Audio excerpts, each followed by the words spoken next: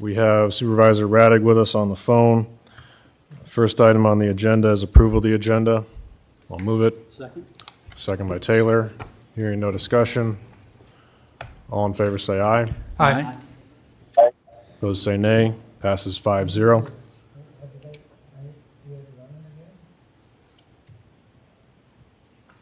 Please put your phones on silent mode. Items 2 through 5 constitute a consent agenda of routine action items to be considered by one motion. Items pass unanimously unless a separate vote is requested by a board member. Item 2 is approval of the minutes of the October 22nd meeting. Item 3 is approval of the claims. Item 4 from the county treasurer is approved property tax refund request for parcel ending in 5008 in the amount of $2,804. Item 5 from human resources is approval of memorandum of personnel transactions. I'll move the consent agenda. Second. Second by Nelson. All those in favor say aye. Aye. Opposed say nay. Mr. Radig, you still with us? Yeah, I said aye there if you didn't hear it. Thank you. Passes 5-0. Item 6 is from the Weed Commissioner, Mr. Jared Jepson. This is to receive and approve the annual report of the County Weed Commissioner. And a status update on our never-ending war.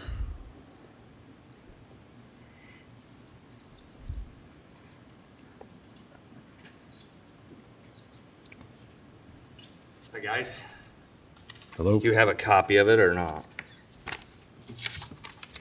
Yes, we do. Okay. Any questions?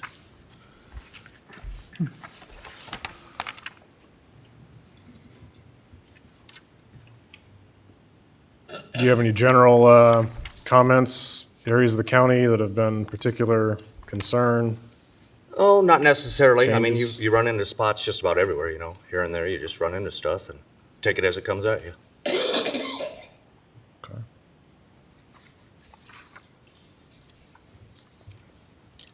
With great appreciation, I'll move to receive and approve the annual report of the County Weed Commissioner. Second. Motion by Taylor, second by Nelson. Any questions on the report? Hearing none. All those in favor say aye. Aye. Opposed say nay. Aye. Passes 5-0.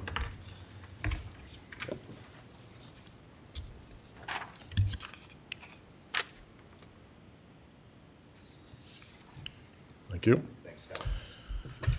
Item 7 from Human Resources for action is approval to modify the Woodbury County Handbook regarding sick leave and insurance payout upon retirement. Hi, Melissa Thomas, Human Resources. So this agenda item actually has two pieces to it. Now, first of all, I want to say this is for wage plan staff that include appointed deputies. They are in that group for the handbook. Now, the two pieces would include the sick payout, which is currently in there at 15% top 3,000. And also then we would be adding an insurance benefit. So if you have so much time in your bank, like 500 hours, you would be eligible, if you have a bona fide retirement to have the county pay a single premium for you. Now, this is different too because that is not in the current policy, as well as this agenda item moves the sick leave payout from 15% up to 28%. Now, I did do a little bit of work here on just 23, 24. It's kind of hard because there's so many variables on who would have retired and not. And Michelle does have some information regarding if everybody today said, okay, we're going to take you up on this. The only thing I think she did probably include union members, did you? So, and that was information I just received today. So she would have that number, but it did include union members.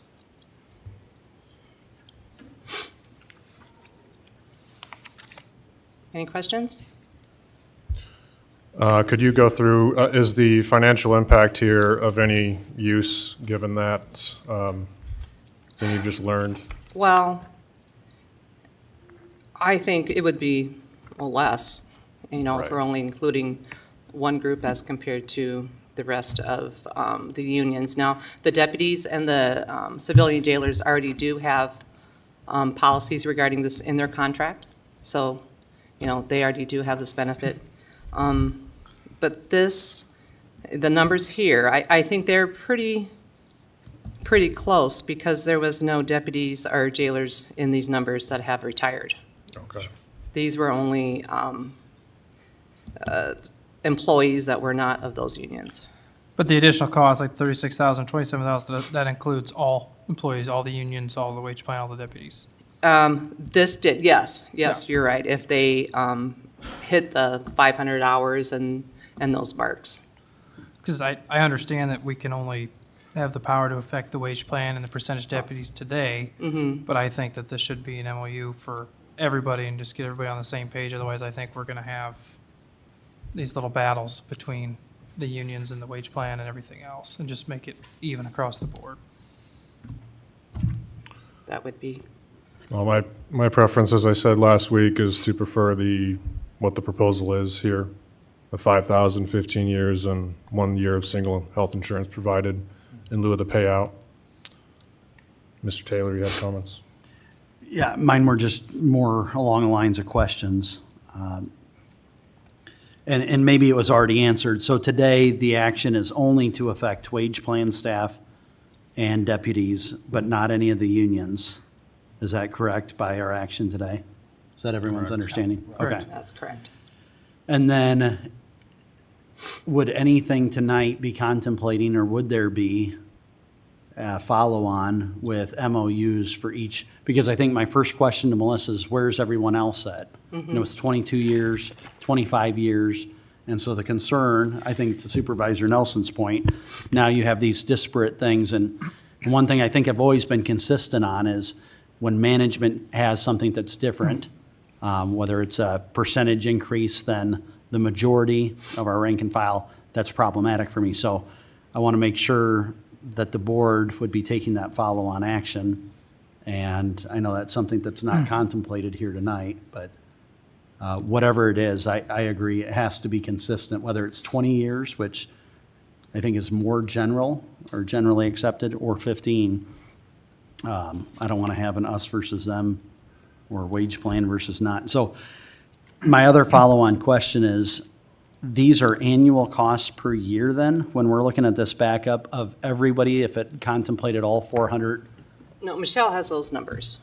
I do not have those numbers. So the numbers that are in the backup, and sorry if I'm slow to that's okay. the take on this, the numbers that are in the backup right now are only affecting wage plan and deputies? These numbers are only if this was in effect last year, Sure. like last fiscal year. Last fiscal year, we spent this much, and we would have spent this much. There was, I think, maybe one union person that might have retired that it would have affected, but there is also some other wage plan. But when you say only affected from this last year, only affected wage plan and deputies, or affected everybody? Well, I did have everybody in there, but honestly, only one or two deputies, or, I'm sorry, people that were in the union were in addition to this. This is pretty close for what would have happened last year in a bunch of different scenarios. Okay. Yeah, yeah. So that's what I'm trying to get is, Right. if we go that route where it affects everybody, which is the only way that I would be supportive, and I would want to know what is our fiscal cost then per year. And so, to me, it doesn't matter if we bifurcate out, well, this is just wage plan and deputies. To me, it's an all or nothing. And if it's an all, then does it make sense? Where does it make sense to go, and how much does it cost the county is what I'm wondering. So if I understand what Melissa has is, it's based on actuals, correct, of actual payouts that occurred in fiscal year '24. So she took the actual payouts of what really occurred and said, well, what if these new rules applied? And that's all of the individuals that were paid out. So those are the actuals of the what if it had been this new scenario for everyone, including the unions, correct? Okay. So what I've prepared is based on the liabilities, what we prepare in the audit of worst case scenario, as Dennis always said, is, what's worst case? Everybody quits all at once because they got these new benefits. So currently, we have 50 employees that would be covered for a sick payout. At the 15 years? No, the current contracts Oh, and the okay. current, everything, Okay. which is various different Sure, ones yep. based on the contracts and Whether the it's 20 or employee 22 or handbook. 25? Correct. Okay. Um, I just can't hear, I'm sorry. Okay, so I can give this handout to you. This is going to show the years of service that would be different scenarios, and I'll explain it here in a second. I'd move to receive, a second. Motion by Nelson, second by Taylor to receive. All in favor, say aye. Aye. Opposed, say nay. Passes 5-0. And I know last week there were several different scenarios that were discussed, so I kind of worked out a whole bunch of them. And right now, what I'm hearing is you were looking at the 20-year scenario, correct? So if you went for individuals who are 20 years and over years of service, I guess I should have put 20 and over on these. I was kind of like working till the last minute to get this together. There's 83 employees, so you're going to increase by 33 more employees would be eligible for a payout. Now, the percentage is going to make that different, depending on what the percentage is approved. And now the box below here is going to tell you by department. And so for the wage plan people, you're looking at district health, conservation, county assessor, and Melissa might be able to correct me, and library, if they're going to have their own rules, or if that would be classified under the employee handbook. Well, I do know that district health has their own handbook, so if they would like to adopt this, they'd have to change their handbook. Okay, and then the next one is the AFSCME courthouse, which is governed by contract. Percent deputies, there would be 8% deputies eligible, and this is as of the last payroll. AFSCME attorney is the contract eligible individuals. AFSCME JDs, the JD contract, CWA road deputies and civilian officers would be the individuals who, as of the last payroll, would have qualified for sick payouts with the 0 to 15-year scenario. Other county employees would be your wage plan. So you're talking about 17 other county employees and 8 percentage deputies. So if you want to just talk about a scenario that we were saying 20 years with what percent payout and what maximum? 5,000? Mhm. And what percent payout was it? 28. 28?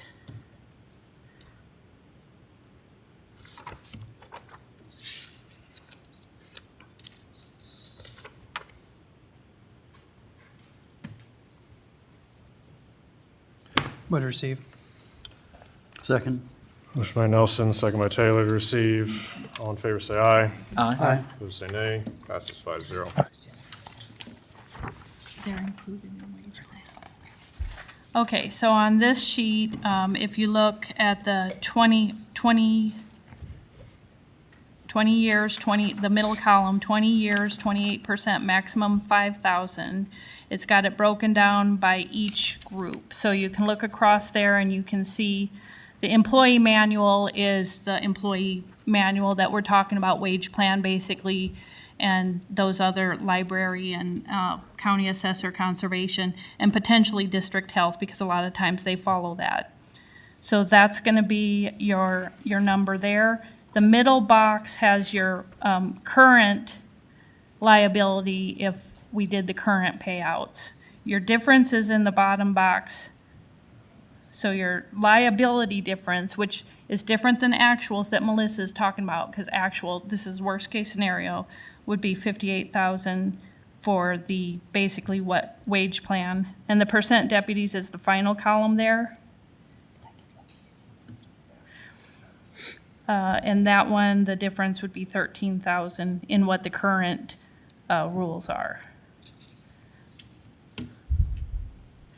I have if you're interested in any scenario from 15%, 20%, 28%, and these 5-year groups that you can look at any group individually and see what those differences are, if you want to look at it any closer. Yes. Thank you, Mr. Chair. So just trying to wrap my head around this. If I'm looking at the columns on the right and where it says the proposed, and I'm the bottom one, 25 years, 28%, max of $5,000, because that's generally speaking where a lot of groups are, and some are a little lower. That's what I'm understanding per their union contract. And I'm looking at 134,722. Are you following? Where I'm over on the right, that's our total cost if everybody was paid out in terms of, The middle one, 270,046 would be the scenario. I think it was 20 years and 28% and 5,000. right, if we went to 20 years, everyone. But I'm, Yes. the sheriff's right, the bottom line of the Okay, top yep. box. I see where you're saying. That would be, Yes. would that be assumed to be kind of status quo of where we're at right now, except going up to No, 28%? we're at 15 years, maximum 3,000 for the majority. 15 years,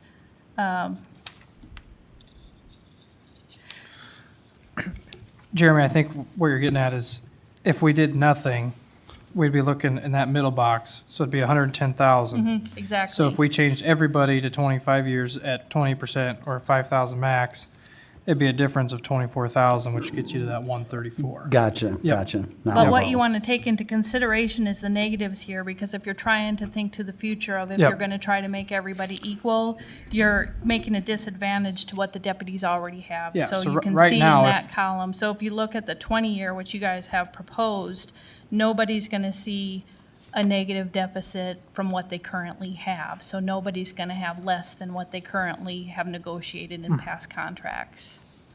So if we went to the 20 years in the middle, then is it correlating to the 159,000? Correct, that'd be the difference. Yes. Okay, Or the And worst that's case scenario, purely we the could spend that much liability. more. right, and then if we went to the 15 years, then we, worst case scenario, again, and I know that's probably not gonna happen, but 252,843. Okay, now I'm following. Thank Okay. you. Appreciate you.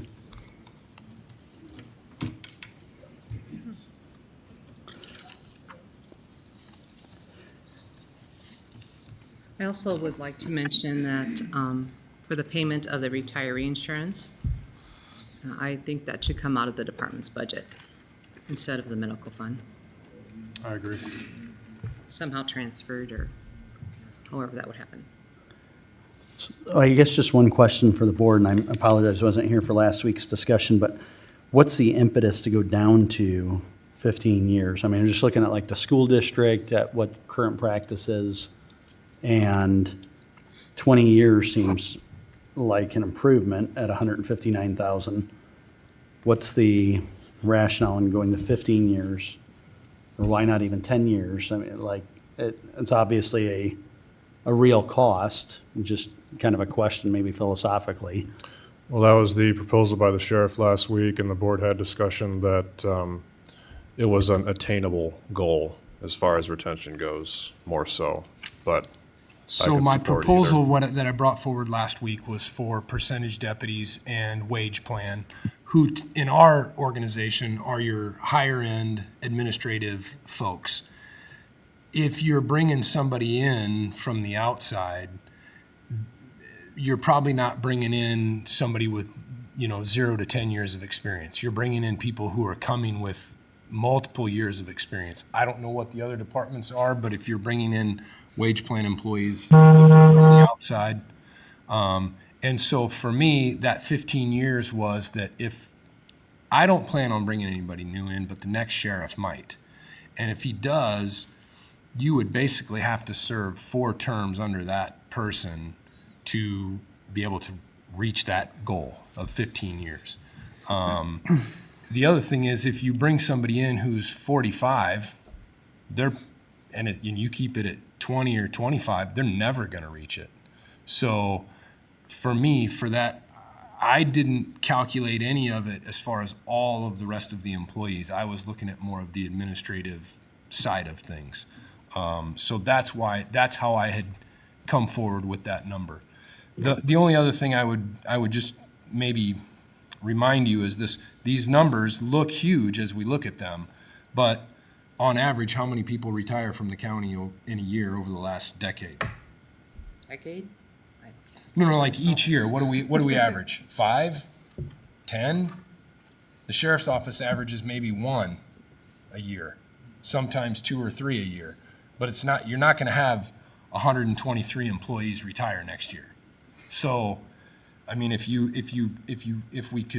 we knew those numbers, we might get a more accurate dollar amount. I mean, $252,000, if you're talking about everybody, that seems pretty outrageous. But if you can cut that to 10% of that, because they're not all gonna retire, now you're talking $25,000. That's a lot more palatable. Well, and not only would these numbers be one time, but then we'd be waiting 15 to 20 years to pay anything out again. So it's Right. maximum And I exposure think that's Melissa not brought going to up happen. a valid point that I hadn't thought of before, is that when that person leaves and the new person comes in, you're replacing them at a wage that's much lower as well. So, that was the rationale. Does that answer your question, Jeremy, on the rationale on the? Okay. Thank you. I guess personally too, I was only in favor of going to 20 years, or countywide.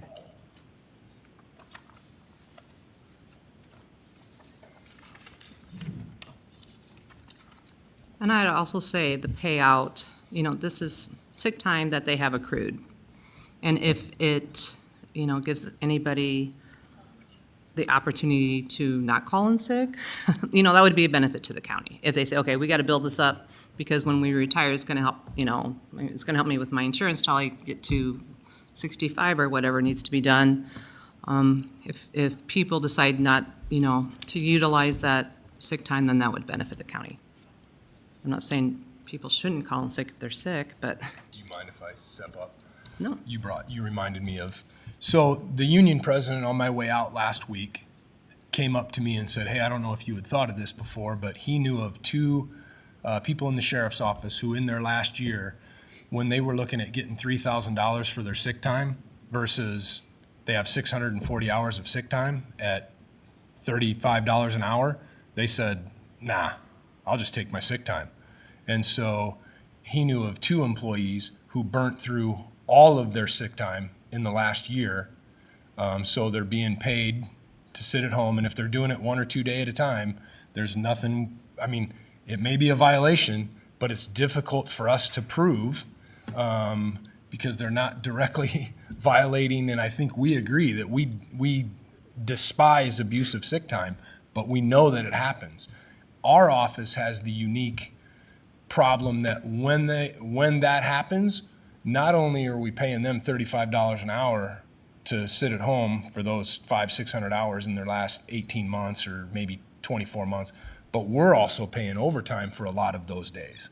So the incentive for the people who have reached the end of that career to not use that time, I think in the long run, even if it was this worst case scenario number, we're money ahead.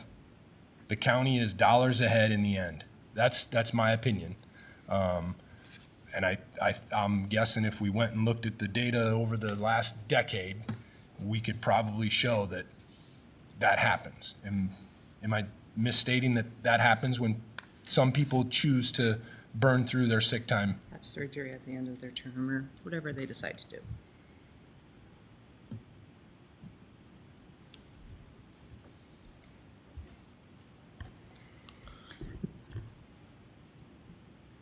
So I don't know if I can ask this question. I'm sure he'll let me know if I'm out of bounds. I just want to know, no matter what it is, 15, 16, 20 years, is this something that we're contemplating as a 2-part step? Because I can appreciate, you don't have to worry about secondary roads or, and nor should you be expected to. we've got to look a little more globally. And so I just want to know, supporting tonight, is this a follow-on to say, we're going to take up the others? And I just want it to be consistent to the extent that we can. I know that wages are different, percentages are different, but when it comes to a policy like this, I was surprised to know that we were a little all over the board, but is that a fair question to ask, Mr. Chair? I don't want to support tonight and then find out we're not going to take these other ones up, and then, so I don't know how you want to deal with that, but it's a concern that affects at least me. Yeah, I don't mind discussing it. I do think that it's hard to guarantee what the outcome would be with other groups. I mean, the reason that we have disparate terms right now and that the board has presumably been okay with since we haven't adjusted this for wage plan is because we have different contracts. And if I say, yes, I'll support the exact same, and a union group comes and asks for superior terms, and it's an all or nothing thing that the board has to decide on, then I'm not going to break that word. So, I mean, I argued for consistency with the last MOU, and I would support that with this.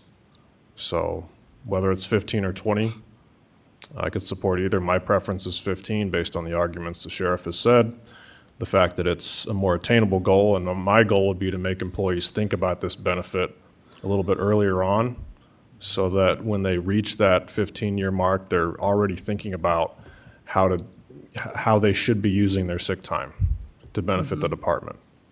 That's the only reason. If it's more standard to be 20, I can live with that, but I do think that having an attainable goal is preferable. I appreciate that very much. And then my follow-on, Melissa, you and I had talked, it does contemplate that we would need an MOU. Is that your understanding from legal counsel? That's That my this isn't a understanding. handbook thing because it's a benefit? Yes. Okay. Thank you very much.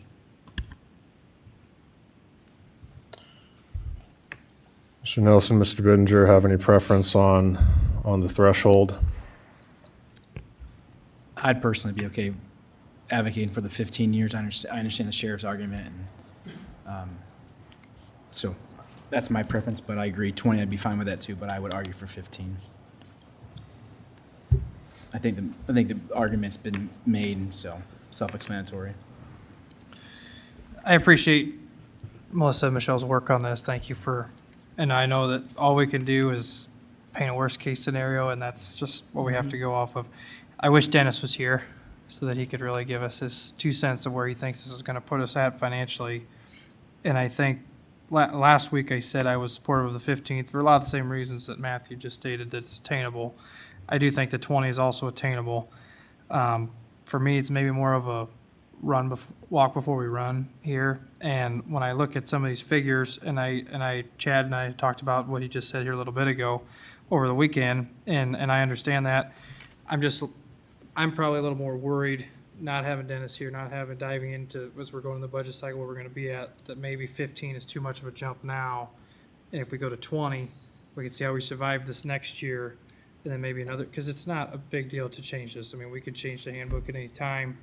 We can, we could do an MOU at any time. So to me, it's just a little bit more conservative. It moves the ball downfield. I think it's a great benefit for everybody.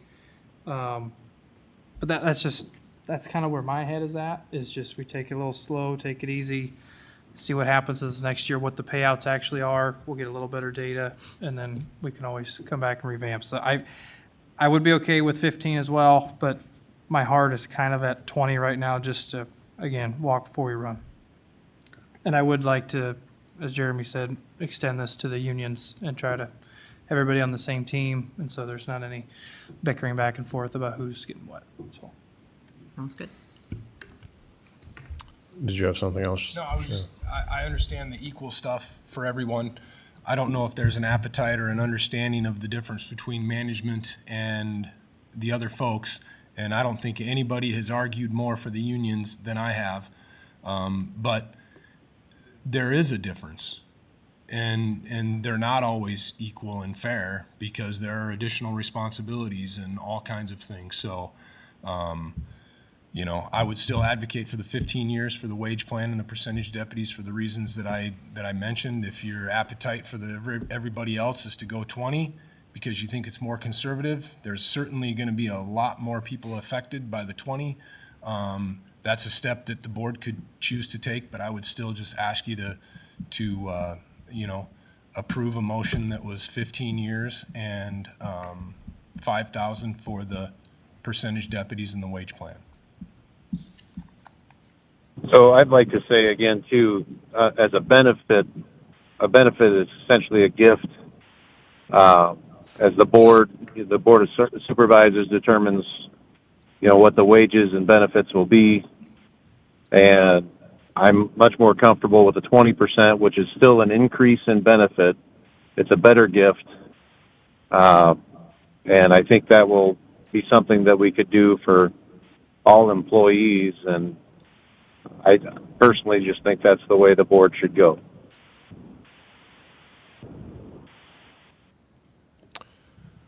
Thank you. Keith, did you mean 20% for the sick leave payout or 20 years for? 20 years. Okay. Sorry, I misheard.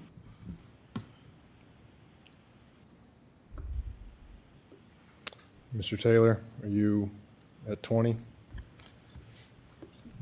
I think that's a little more reasonable, but I'm sort of waiting for whoever makes a motion to, you know. Let's have Mr. Nelson make the motion. It's not a hill for me to since he die on, was- either way. He could I go can either way, see. it sounded like.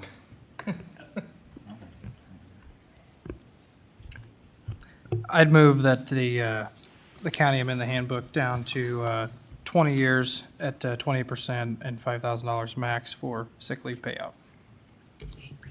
28%. Second. 28%, did I say that? Okay, yeah. Motion by Nelson, second by Radig. Is that with the option of the 1-year help? Yes. Yes, with the option of the 1-year help. As in the Yeah, proposed motion. absolutely. Mr. Can we Taylor. just ask, is our auditor, is the motion clear to you? I'm just asking if the motion's clear. No, I will get it. Okay, I just wanted to make sure, because it was a little, And the Thank motion you. is, if I could restate it, is to increase the sick leave payout to $5,000 after 20 years of service and the option of 1 year single health insurance provided in lieu of payout. Yes, as Yeah, in, minimum. as in the background in the cover sheet. There we go. Still, What's that? right, that's what I wanted to just, I know there's a lot of components and parts, so just. Any other discussion? has there been a second? Yes, Mr. Oh. Radig.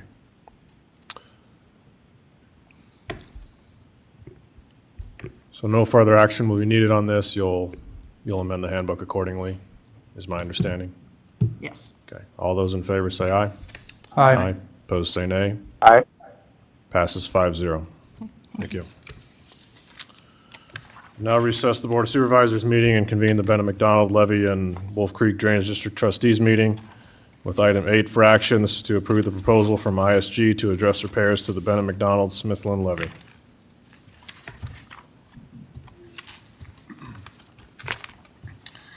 Good afternoon. Mark Nair, Woodbury County Engineer. About a month ago, we discussed the Bennett McDonald Smithland levy system. By September 16th, you were required to give an answer to the Corps of Engineers as to whether or not we wanted to participate in the Section 120 program, which the board had decided not to do.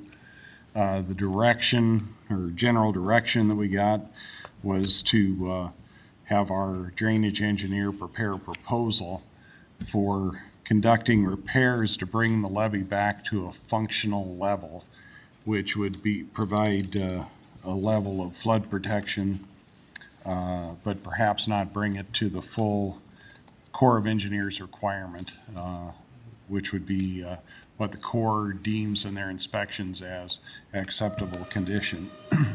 ISG has returned a proposal to us to do that work, and he has it staged for the various levels of work that would be required.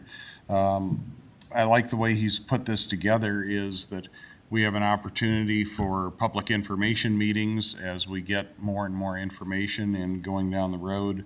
And we'll know whether or not we might be able to pick up some funding from the Iowa Flood Protection funding that's out there now as we move through this process. You can see that the range that they're estimating in engineering costs for this is between $53,950 and $87,700. We'd be a little lower than that. The levee improvement program paperwork is out now. It's not too encumbering. That's something that Laura and I can probably do in the office and file on behalf, which would save us a little bit of money off either the low or the high end of this. We could turn that in, save the consultant a little bit of work with that. But this would get us started going down the road toward a project that meets the needs to bring it back to a functional repair level, to get the required Corps of Engineers and DNR permits to commence the work, and to have a set of plans ready to go to make those improvements to the levee system that would be necessary. Again, this is bringing it to functional level, not fully to what the Corps of Engineers deems acceptable. Again, if we're successful in being able to obtain money from that state funding program, it may be possible that the scope could be expanded at that point to allow us to make a higher level repair to the levee. Thank you, Mr. Chair. So can you remind me, because this isn't top of mind every day, how many landowners are affected by, and what we have here is $53,950, correct? Without any sort of grant funding, this is a cost that would be levied toward the district in That's order to correct. encumber. I just want to make sure that that's clear to everybody, and that our actions as trustees here tonight, how many landowners are out there? And keep in mind, this isn't divided evenly among landowners. Right, right. It's One by- person could have 50% and 10 other people could have the other 50%. Correct. Theoretically. So how many landowners are we talking about, and what's the greatest percentage? I And think you don't I have to have counted an- about 6, but I didn't look to see what the greatest percentage was. Okay. But would you advocate that we do this because this short-term or finite investment may result in a lot more work done that would be not at the landowner's expense, but potentially through? I can't say that'll I build know you into can't, it. I know you can't guarantee that, but the idea is without doing this, there would not be any potential from state or other grant-funded sources. You need to separate that altogether from this process that's in front of you. What this is designed to do is to repair the damage that occurred in the 2024 flood and bring that levee embankment back to a functional level. That means repairing the levee embankment on the left bank, upstream and downstream of the Highway 141 bridge, which we had estimated, I'm trying to keep the numbers in my head right now. We had around $800,000 in damage to the levee system to bring it back fully as far as dirt work. We're probably looking at about a quarter of that just to bring it back to that functional level, to repair the scour hole that's on the downstream side, which damaged both sides of the dike downstream of the 141 bridge, and then the incised cut on the left bank upstream of the bridge. And there was one other area then on the Parnell Creek branch of the levee dike that was also damaged. So I would say we're probably just getting that functional level somewhere between $150,000 and $200,000 for those repairs. And this would be the preparation of the plans, doing the Corps of Engineers permitting, and getting that work done. There is options in here for doing more work as part of that. Let's say partway down the road, we see that we qualified for that levy improvement program. That could be added into the preliminary plan and final plan cost of this project.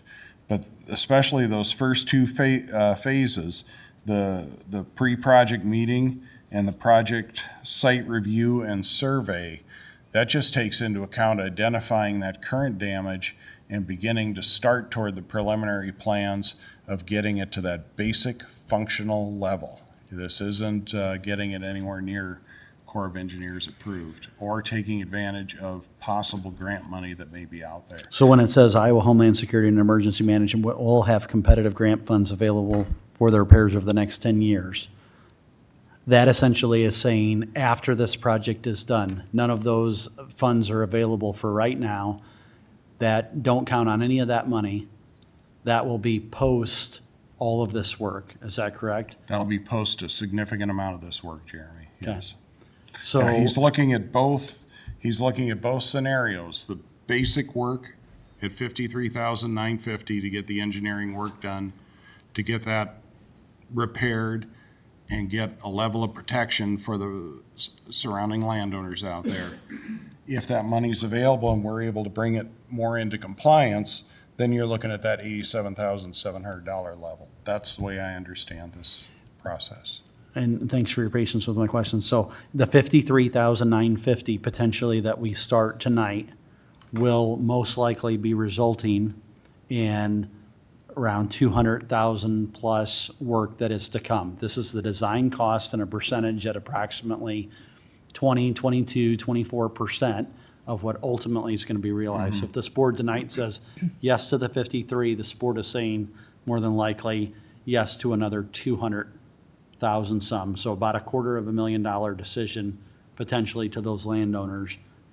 And I don't have a for or against. I'm just making sure I understand and we understand. And that's my goal, is to be here and help provide that, yes. And our alternative is we do nothing. But all of the engineering and, so say we do the 53,950 option and then it results in $250,000 of repairs. All of that is paid by those landowners? The Yes. engineering and the repairs? Yes. It's assessed to the district.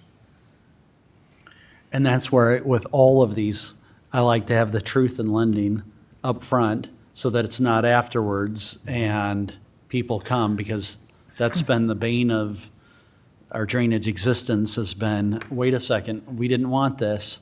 And like, well, we're putting this out there on the agenda. I want to make sure that people don't, that they know this is what we're talking about. And so if they say, this is what we want, more than happy as trustees. But I appreciate you highlighting it all, because that is correct. That has been the greatest growl, is that we don't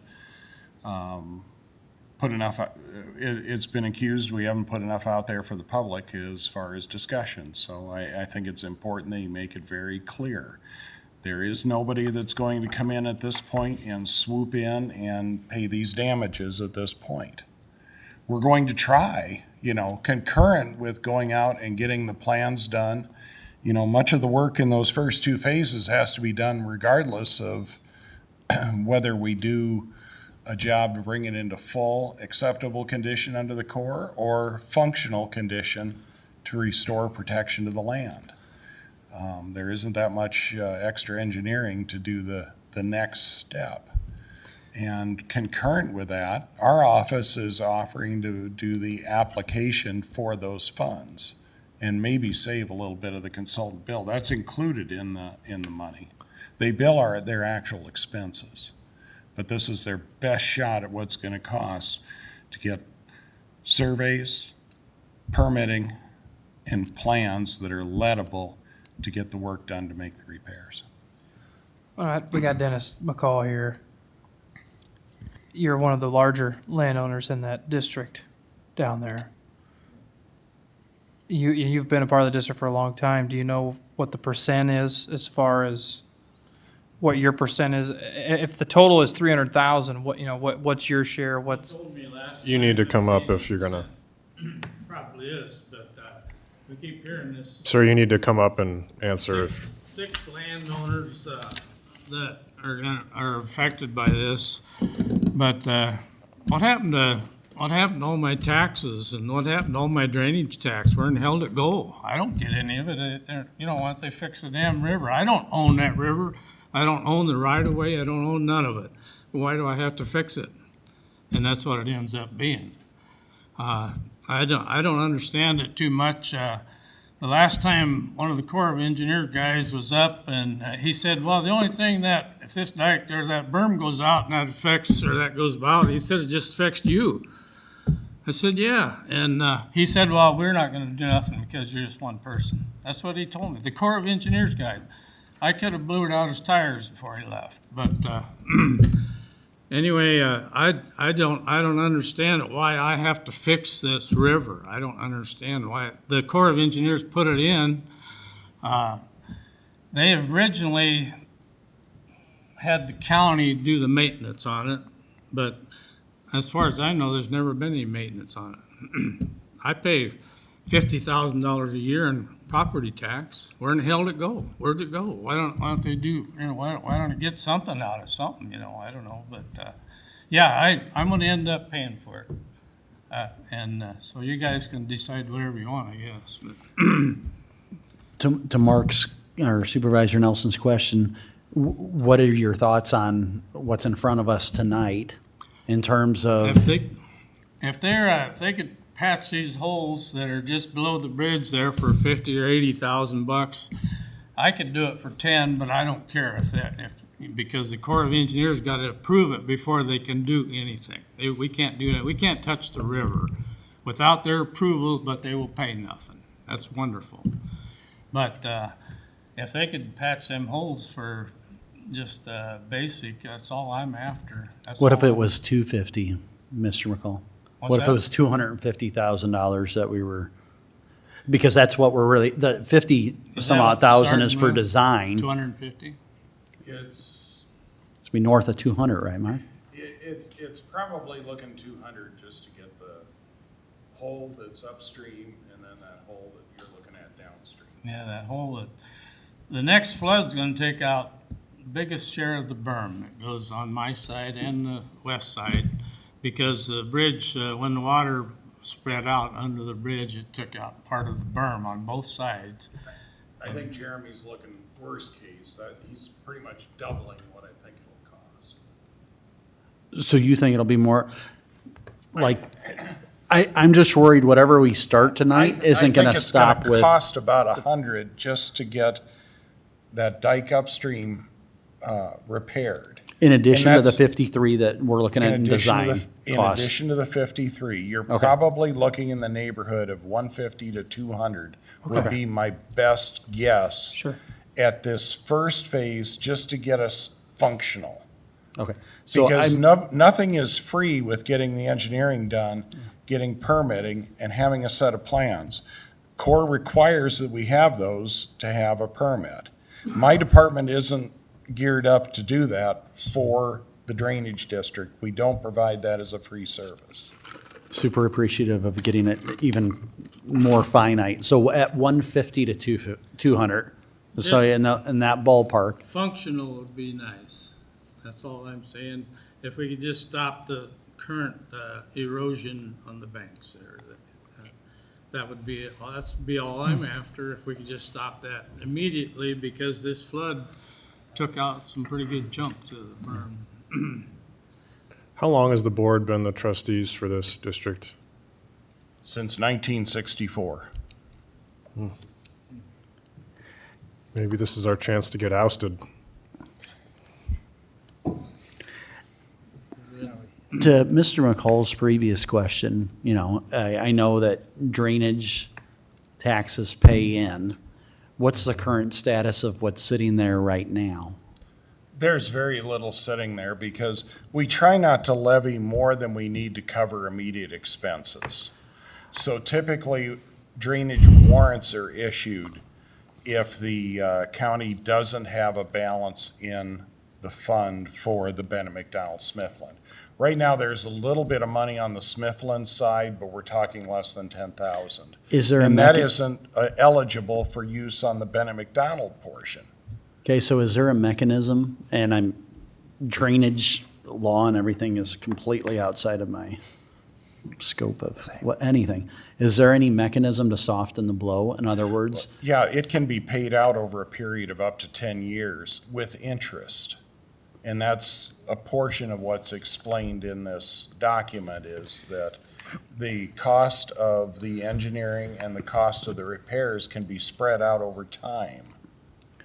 Mr. McCall, if it was $175,000 that is required to do both the engineering and the cost, is spreading this out over a 5 to 10 year period of time more palatable than realizing all of that cost in 1 year?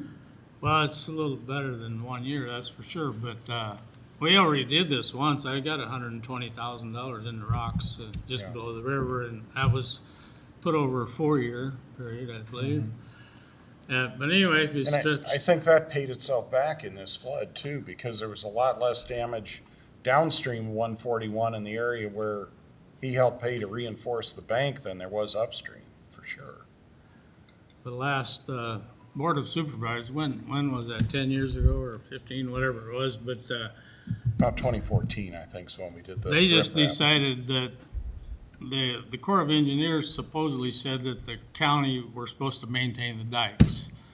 And the last supervisors voted 3-2 that they didn't want to put any money in it. So that was the end of it. So he either Mr. Mayor asked me if I either pay for it or we don't do it. That's how it went. So I paid for that section.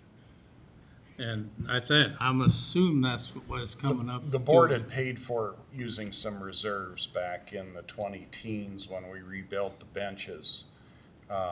It was either 2010 or 2011, we rebuilt the benches. That was the year they regraded Highway 141 and took out all the snow traps. We got dirt for 75 cents a cubic yard, embankment in place. And, at that time, the board,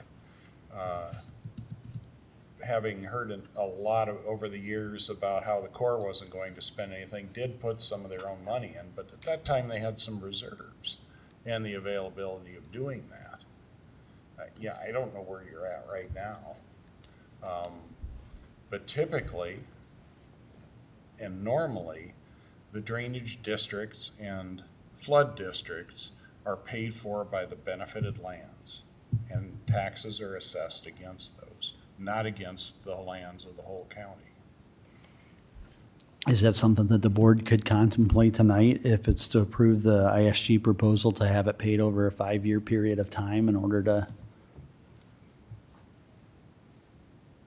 soften the blow? It just seems like a lot in 1 year. Sometimes things build up over a long time and they say go ahead and, let's fix everything now. Well, if our practice has been not to levy against unless we have an actual need, it seems like, the feast and famine thing it can be a hardship on landowners, whereas if it was 4 years before, it seems like it would make sense to do now. Well, it's 4 years after. He has the option of, I think he works with the treasurer to pay that out over time. Okay, so that's not Once something that we levy is stipulate. assessed, there is a process where that can be requested. Okay. I think you invoked. Help me out. Yeah, okay. So when drainage is billed, comes to the auditor's office, it goes out to it gets collected as part of property taxes, and I'll back up. So I'm Tina Bertrand, Woodbury County Treasurer, for those who don't know me. It's collected in September. So Mr. McCall has contacted me in the past about receiving a $20,000 drainage bill 1 year. That was a lot of money for him to pay out, okay? So are there processes for them to be able to they have to actually apply for, maybe a special assessment or be able to apply for a credit on that? So it's not necessarily open to everybody to spread that drainage cost out unless we assess it that way. So is that something that this board stipulates, or is that something that you decide, or is that? When we do the assessments. I think that's part of how you guys do the assessments, because when the work is done, the contractor submits a bill, and we issue a stamped warrant if the drainage district doesn't have enough money to pay for the bill. And so then that's how, I guess, how you actually assess, they make the assessment to be able to charge the property owners, right? But when they make that assessment goes out. So like I said, I think it was the first year that I was treasurer, the first September that I worked, Mr. McCall had a $20,000 tax bill, a drainage bill, which he got in August. So yes, there's some issues there in terms of how this stuff gets communicated, how we can spread it out over the course of years for the landowner. And this is, I mean, I'm sure this is an unusual situation, obviously. So there could be large dollars that we have to consider how we're going to actually tax the landowners for it. The way that every year my office worked with Dennis to set up the assessments. And in those years where Mr. McCall was paying back the riprap in front of his place, we just assessed $30,000 per year. In that time, those drainage district warrants were collecting 5% interest.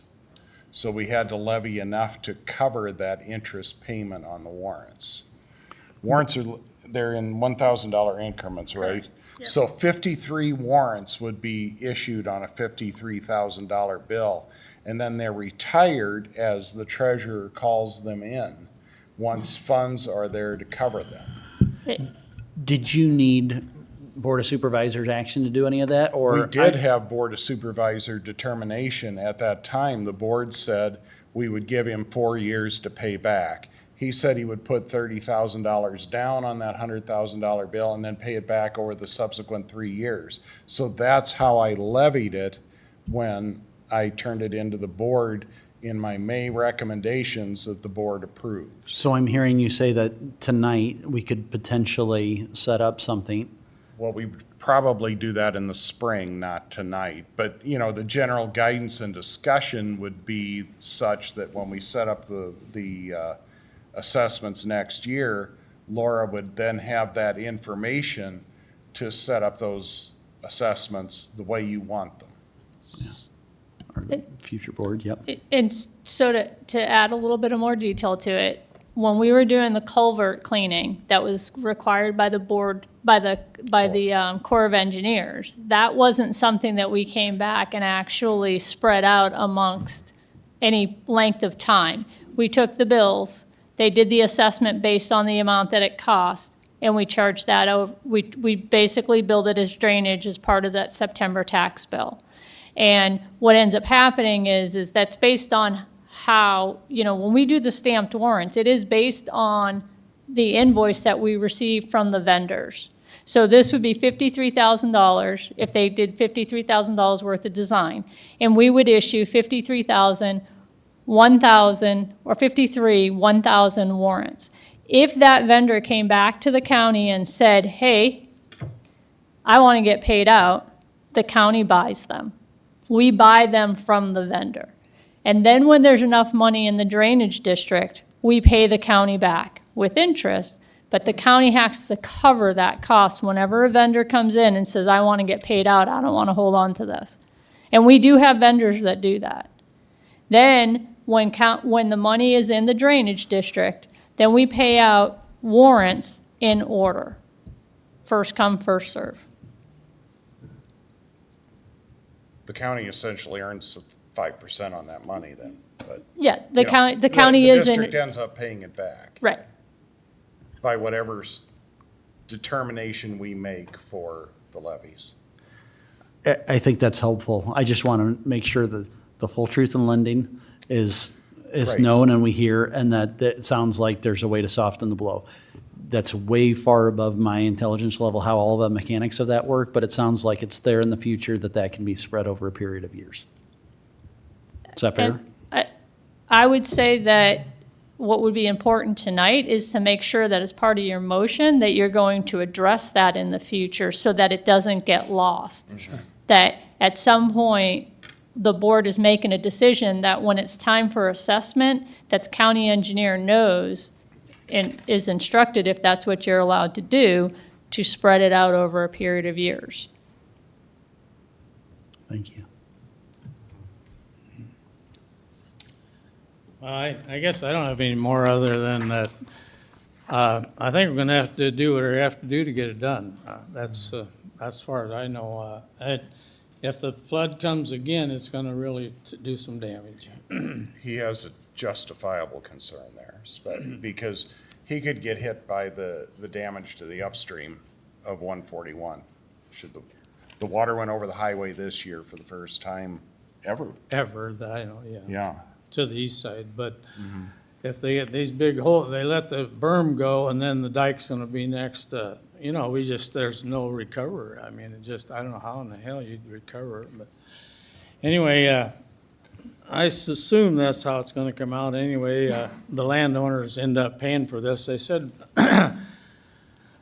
I guess that's nice, but this drainage, all the drainage and the drainage tax, all the water goes off my place, but what about 2 or 3 miles all in the back? Them people don't pay drainage, their water goes through my farm. What the hell is kind of a deal is this anyway? But anyway, that's all I got for now. Thank you. Thank you. Well, I know when we disagree on this board, it tends to make more news, but I was really proud of this board when we agreed unanimously that the federal government, in terms of its promise that if we spent over $1 million, that they were going to come through for us, and we balked at that. I'm glad we did so. So this to me seems reasonable. It seems pointed and measured. So I would move to approve the proposal from ISG to address repairs to the Bennett McDonald Smith Lynn levee to be paid out over a 5-year assessed period of time. Second? Motion by Taylor, second by Nelson. And if I could add to the discussion, we will have interim opportunities here as we move forward between the steps to have additional information provided to the board and to be able to give additional instructions to our drainage engineer in regard to the nature and timing of the repairs. Thank you. Any further discussion? Mr. Auditor, just a note for the minutes. Mr. Radig let me know he dropped off at 5:07, encountered some traffic. I don't know if that was when he was a supervisor or a trustee, but one of those two identities dropped off. All those in favor say aye. Aye. Opposed say nay. Passes 4-0.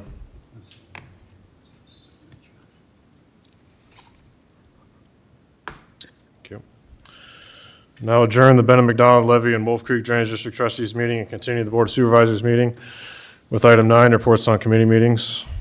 Mr. Taylor. I attended the 24th anniversary of the Woodbury County Community Drug Court Program at Briar Cliff. We all got invites to it.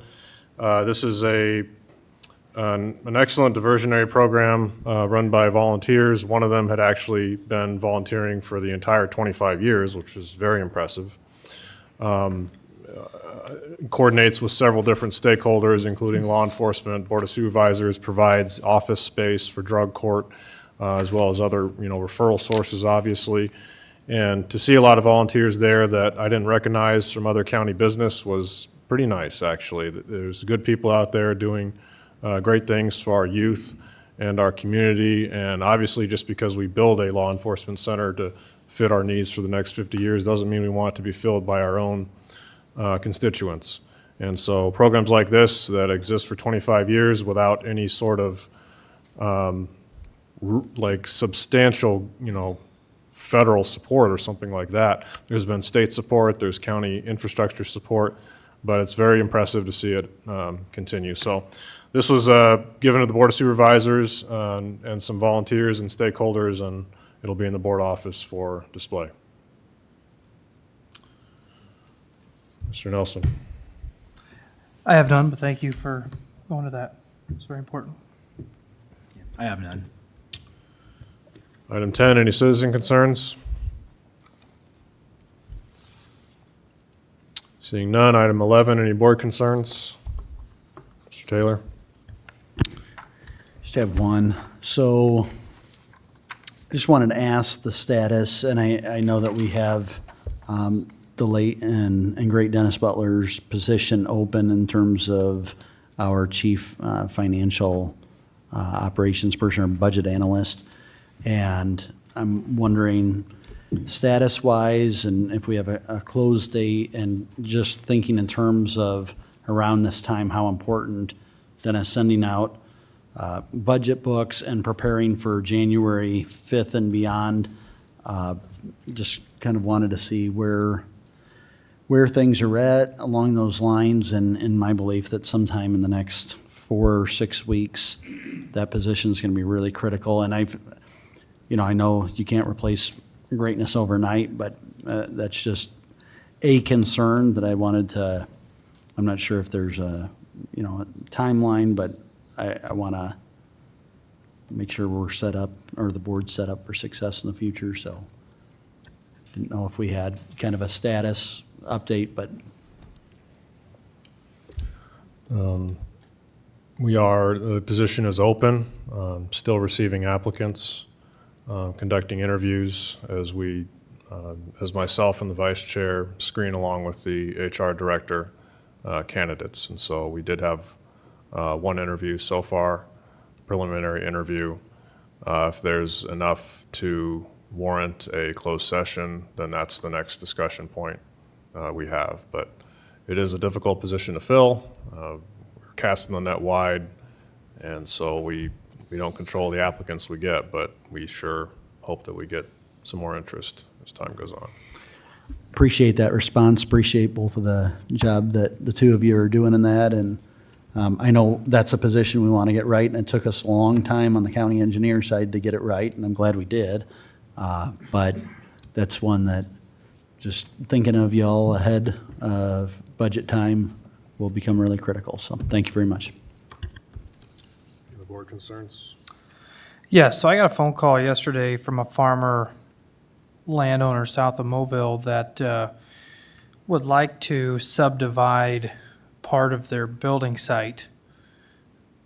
They want to sub about 3 acres off and sell it to a grandson who would like to buy a mobile home, a new one, to put there. He cannot find, he's a young man, he cannot find any rural houses in Woodbury County, which there are few and far between. And the rent in a lot of these towns is $8,000, $9,000, $1,100, and it's cheaper for him to buy a new mobile home and pay that off that he owns it versus rent. The problem is that we have a zoning ordinance from 2008 that was probably aimed specifically at mobile homes. But dimensionally, in order to build a house in Woodbury County, it has to be 23 by 23. It has to be bigger than that. It can't be smaller dimensionally. So 23 by 23 is roughly 529 square feet. This mobile home that this young man was looking at buying was 16 by 70, which is 1,120 square feet.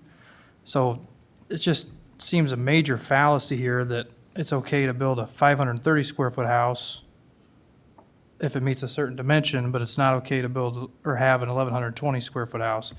There is an ag exemption for mobile homes. Say if Matthew came to work for me on the farm, I could buy a mobile home and he could live in as part of the help, as part of his compensation. So there's kind of a loophole for that. But if Matthew wanted to buy 3 acres from me to put a mobile home on, could not do that. I think this board, and even prior to my time on here, has talked about opportunities for housing, especially affordable housing in the county. I think this is bad policy. Mobile home or a tiny home, whatever the case may be, does not provide a nuisance to any neighbors. To me, it's kind of a property rights thing. But when we have extortionary rents all throughout the county, we have limited availability of homes that are for sale, whether they're in town or acreages, I just think it's just a really bad policy. And maybe I'm the only one up here, but I think that should be changed. I think we should want to encourage any type of housing in the county. And I look at a lot of young people who can't afford to build, and you're seeing this throughout the country. Young people are buying, whether it's a camper, a big camper, a mobile home, whatever, buying a plot of land and then saving their money. And when they have enough to build their dream house, they sell the mobile home and build a home. Rome wasn't built in a day, and I think we could help facilitate that for young people. I think that'd be a powerful thing. So I see Dan Priestley's back there, so maybe he's got comments, but that was just something I wasn't aware of, that I think it would be prudent of us to look into that and look at changing that, because I think it's a very regressive policy for the county. I agree. Thank you.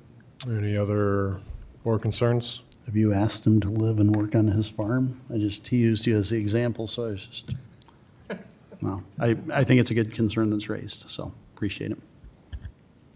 So would we need to have if we wanted to tackle that, would that need to go through zoning? Would we need to give direction from the board to zoning to look into that? Yeah, it'd probably be most appropriate to put something on the agenda to direct the zoning commission to look at it and go through the typical legislative process where they send you a recommendation.